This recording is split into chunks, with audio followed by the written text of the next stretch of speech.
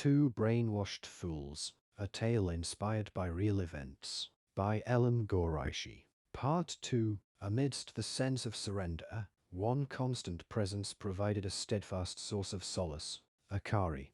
Like an unwavering beacon of patience, wisdom, and tranquility, he stood as a pillar of strength for all of us. His ability to quell our anxieties and fears was nothing short of remarkable, and his calming influence had a profound impact on our collective mindset. In the darkest moments, Akari's presence served as a reminder of the human capacity for resilience and the power of inner peace. Moreover, the aftermath of the attack on Mike's house brought about a surprising shift in our circumstances. The Korean government, in an unexpected turn of events, responded by doubling the comforts and privileges they afforded us. The stark contrast between our previous situation and the newfound luxuries we enjoyed was both baffling and comforting. Though we remained, in essence, confined to our circumstances, the improved conditions and increased privileges infused a sense of morale and stability into our lives. The irony was palpable. Even as we grappled with the reality of our captivity, the Korean government treated us with a degree of respect and honor that seemed incongruent with our status as prisoners. The duality of our situation was both perplexing and reassuring. We were confined, yet the accommodations and treatment we received were indicative of a level of esteem that defied our expectations. The subtle shift in our circumstances created a peculiar equilibrium, one where we navigated the boundaries of captivity with a renewed sense of dignity and a semblance of comfort. The duality of our existence, as both prisoners and recipients of a degree of luxury, shaped a unique narrative that became a testament to the complexity of human experience. As we adjusted to this new reality, our acceptance of the situation grew deeper. The bond of our shared experiences, the influence of Akari's calming presence, and the unexpected enhancement of our living conditions all played a role in fostering a sense of unity and understanding among us. The road ahead remained uncertain, but we faced it with a mixture of resignation, camaraderie, and a growing appreciation for the enigmatic tapestry of our lives in North Korea. As the days turned into a surreal blur within the confines of North Korea, Bianca's melancholy became a palpable presence that hung heavy in the air. Her eyes, once filled with a glimmer of hope, now held a distant sadness, a haunting reminder of the life she had been forcibly separated from. The stolen dreams of her homeland cast a shadow over her, leaving her to grapple with the cruel twist of fate that had brought her to this unfamiliar land. The initial illusion that marrying me might offer her an avenue of escape gradually gave way to a bitter realization. The bonds of captivity were unyielding, and the path to her homeland remained elusive. The burden of unfulfilled dreams weighed heavily upon her, manifesting in the depths of her despair and resentment. In her moments of vulnerability, alcohol became a fleeting solace, a means of temporarily numbing the pain that had taken root within her heart. The bottles emptied, her facade of strength crumbled, revealing the raw emotions that had long been suppressed. She sought refuge in the oblivion of intoxication, drowning in a sea of bitterness and regret. The impact of her inner turmoil began to ripple outward, casting its shadow over our once happy home. The twins, innocent casualties of a situation they could not comprehend, bore witness to the unfolding storm. Bianca's attention waned, her emotional turmoil rendering her distant and detached, a stark contrast to the love and devotion she had once showered upon them.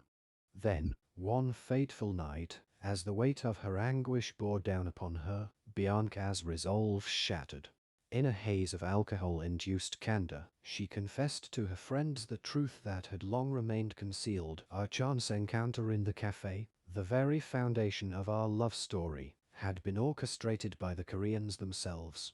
It was a calculated manipulation, a ploy to ensure that I would not remain isolated, and that I would wed a fellow captive. The revelation struck me like a blade to the heart, the pain searing through my very being. The notion that our meeting, our connection, had been nothing more than a calculated scheme was a devastating blow that shattered the foundation of trust I had built.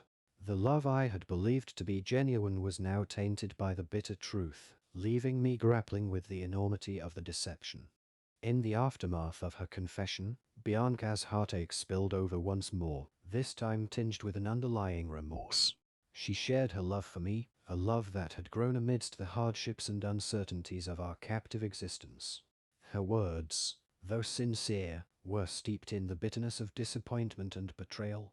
As I absorbed the weight of her admissions, I was left to confront a complex tapestry of emotions: anger, heartbreak, and a profound sense of disillusionment.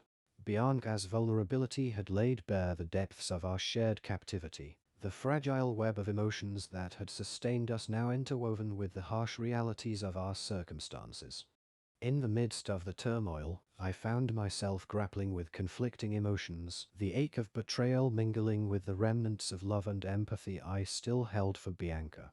Her revelations had shattered the facade that had masked the truth of our existence, leaving us to navigate the intricacies of a relationship that had been forged under the shadow of manipulation and deception.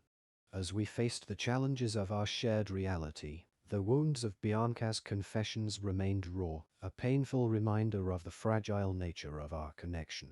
Our lives, once bound by the promise of escape and love, were now entangled in a complex tapestry of emotion, a testament to the profound impact that captivity and manipulation could have on even the deepest of bonds. Bianca and I have maintained a mutual unspoken agreement to leave our pasts undisturbed, focusing on the present moment we share. However, with the emergence of Bianca's concealed truth, an obligation weighed on me to open up about certain aspects of my own history. Regrettably, Bianca's demeanor often oscillated between inebriation and a general disinterest, accompanied by an air of weariness. It is worth acknowledging that, much like Bianca, I harbored a multitude of undisclosed secrets, experiences concealed from her understanding. One notable example being a prior marriage, a chapter of my life tainted by the profound hurt stemming from my wife's betrayal, a trauma that eventually drove me to the point of emotional turmoil and led me to seek refuge in the arms of the military. Seeking an outlet for my pent-up emotions and a need to share the weight of my concealed past, I turned to Akari. In her, I found a compassionate and perceptive confidant, a guiding presence amid the labyrinthine corridors of my thoughts and emotions. On a bright spring day, I made my way to Mike's residence, a sense of anticipation accompanying each step. As luck would have it, Mike was present, though he was in the midst of preparing to head out. In the house, his two daughters, now aged 6 and 8, reveled in their playtime within the confines of their room, their youthful laughter filling the air. A nurse attended to the household duties, ensuring a sense of order amid the bustling household. As Mike was preparing to step out of the house for an errand, a quick glance at my expression revealed to him that I had arrived with the intention of conversing with Akari. With a nod of understanding, he bid his farewell and proceeded on his way. Within the bounds of Mike's abode, a striking ginkgo tree took root, a gift of nature native to the realms of China, Japan, and Korea. Its leaves held a special significance to the people of East Asia, who harnessed their potential in a myriad of ways, from herbal concoctions to aromatic teas. Akari, the epitome of grace and hospitality, graciously served me a cup of ginkgo tea. The warmth of the beverage coursed through me, invigorating both body and spirit. Upon concluding our tea, Akari orchestrated a seamless transition, deftly orchestrating the care of the children as she ushered them into the capable hands of the nurse. With a shared sense of purpose, we embarked on a leisurely stroll along the tranquil banks of the Tedong River. The sun's gentle caress painted the river's surface in shimmering hues, infusing the scene with an ethereal radiance. The river, a tapestry of beauty and serenity, seemed to come alive under the embrace of sunlight, a testament to the resplendent wonders that the natural world had to offer.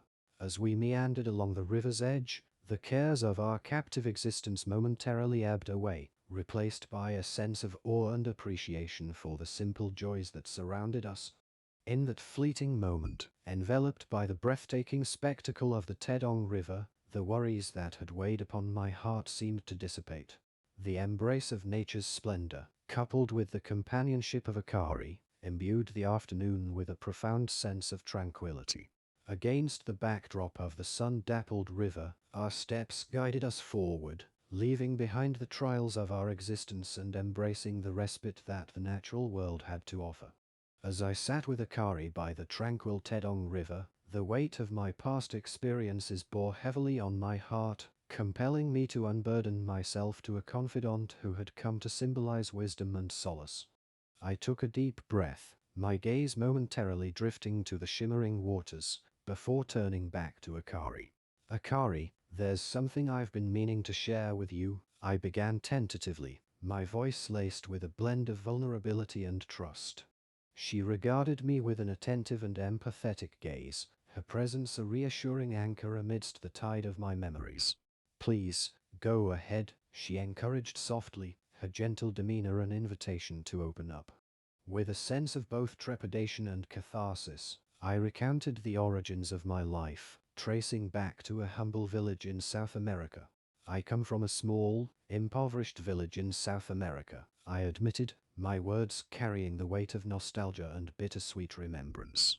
My father, he was never really there for us. He would often disappear for days on end, until one day he simply left, abandoning my mother and me.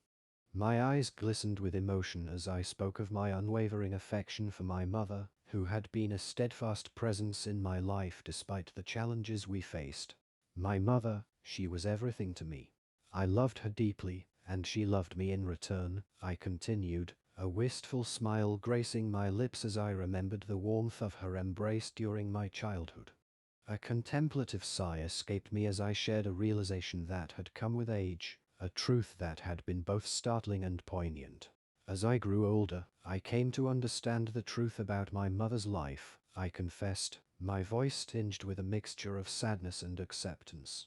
She was a prostitute, a fact that I was initially oblivious to during my younger years. A brief pause followed, a moment of reflection before I continued.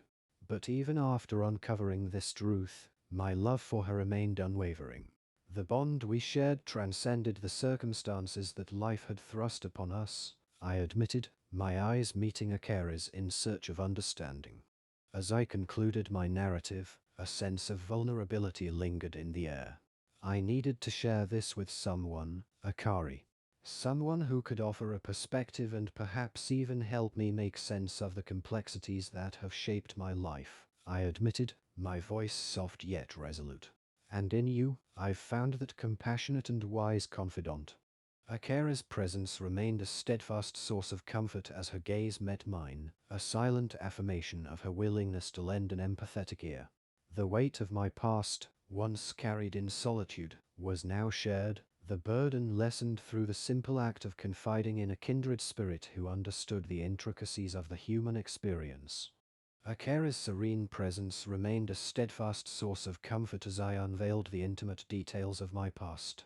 Her empathetic gaze mirrored the weight of the memories I had just shared, creating an unspoken bond between us that transcended the confines of our conversation.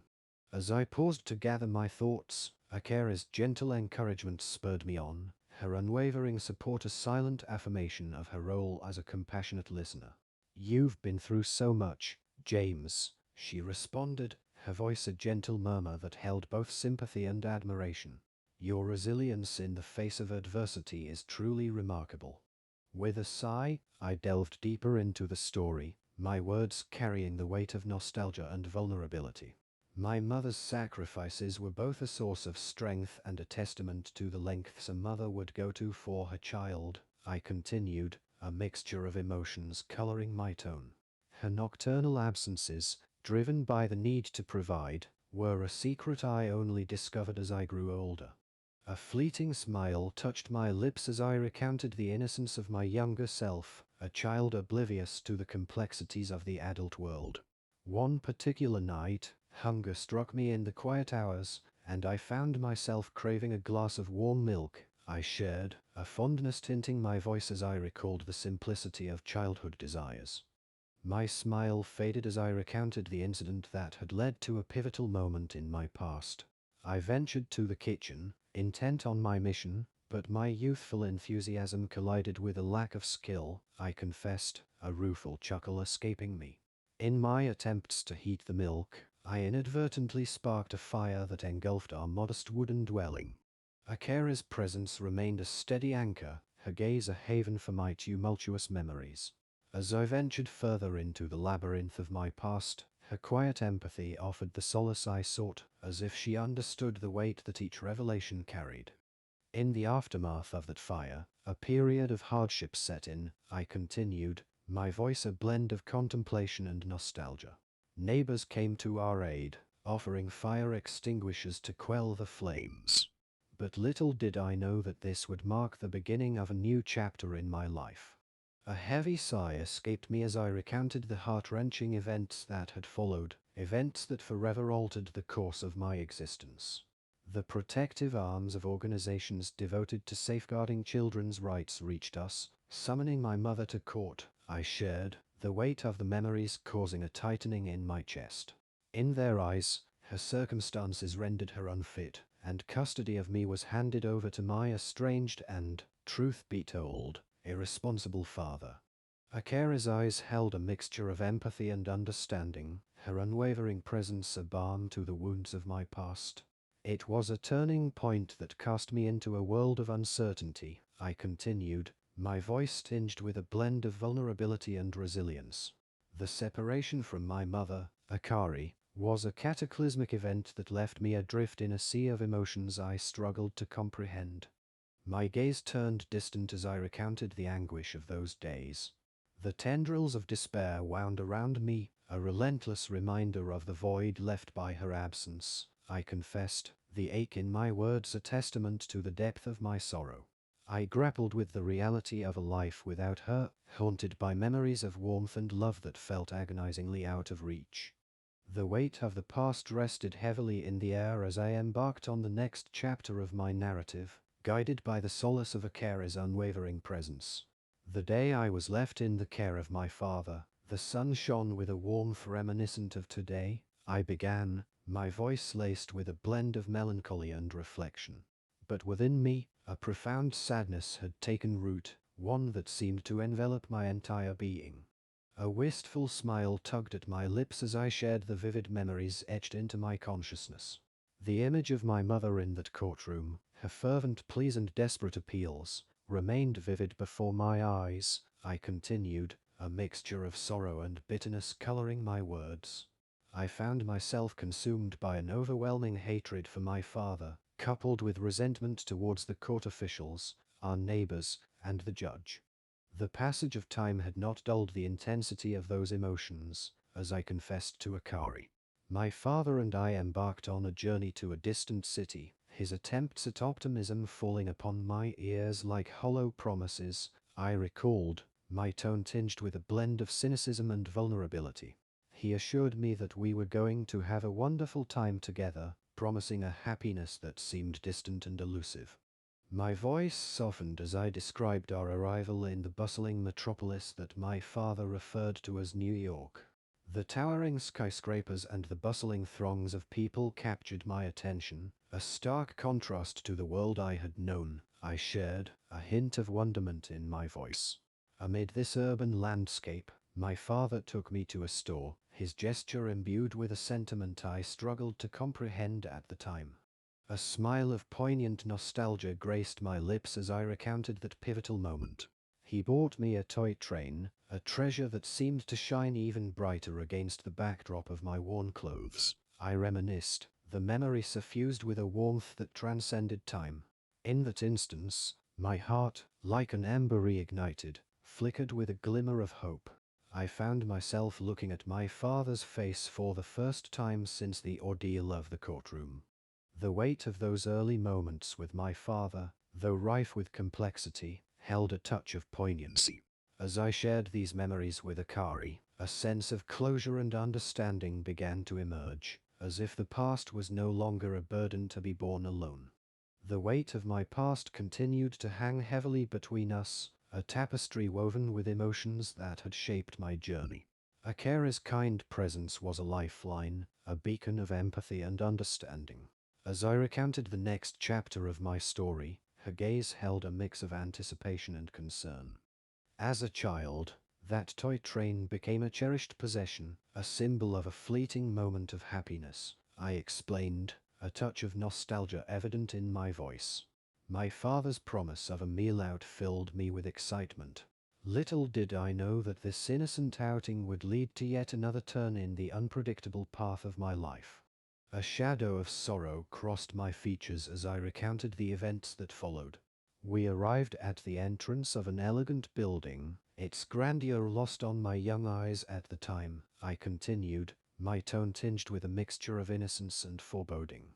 Unbeknownst to me, it was a luxurious hotel, a world entirely foreign to the life I had known. A sigh escaped me as I recalled the moment my father left me standing by the hotel entrance. He told me to wait for him while he retrieved something from a nearby toy store, I shared, a hint of vulnerability in my voice. The door of the hotel opened and closed, revealing glimpses of a realm infused with the aroma of opulent perfumes, fine tobacco, and the tantalizing scent of delectable food. A distant smile played on my lips as I remembered the intoxicating scents that enveloped me. To my young senses, it felt like an embodiment of heaven, the paradise that my mother had spoken of from the pages of the Bible, I continued, the memory a testament to the innocence of childhood wonder. I closed my eyes for a moment, savoring the fragrances as if trying to capture them in my very being. The heaviness of the truth weighed upon me as I recounted the heart-wrenching reality. Time seemed to stretch on, and with each passing moment, the anticipation of my father's return grew, I confessed, my voice laced with a mixture of resignation and sadness. But the man who bore the title of father never returned. He left me there, a child abandoned at the threshold of a world that felt both mesmerizing and unfathomable. A poignant silence settled between us as the weight of that momentous betrayal lingered, the unspoken emotions binding our shared understanding. In a carer's presence, I found the courage to revisit these memories, finding solace in the act of sharing my story. The depth of my narrative seemed to grow as I shared the subsequent chapters of my life with Akari, the weight of the past mingling with the present understanding that her presence provided. After that day, I found myself in the unfamiliar halls of an orphanage, I continued, my voice carrying a mixture of resignation and longing. It was a place filled with other children, all yearning for the warmth of a family and the promise of a home. My gaze turned distant as I recounted the years spent in that environment. I held on to the hope that someone would see something in me, that I would find a family who would take me in as their own, I confessed, my voice revealing a trace of vulnerability. Despite forming bonds with some of the other children, the parents I so desperately wished for never materialized. End Part 2, to be continued.